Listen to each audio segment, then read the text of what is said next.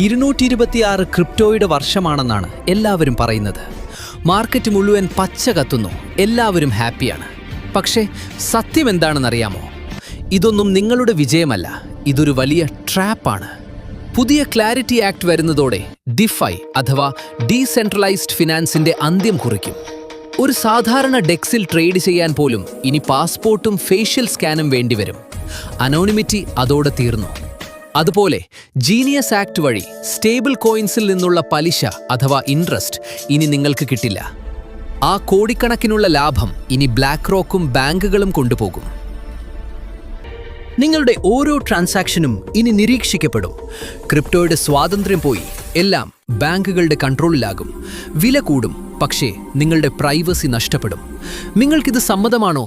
അഭിപ്രായം കമന്റ് ചെയ്യൂ. കൂടുതൽ അറിയാൻ ഈ ചാനൽ സബ്സ്ക്രൈബ് ചെയ്യൂ.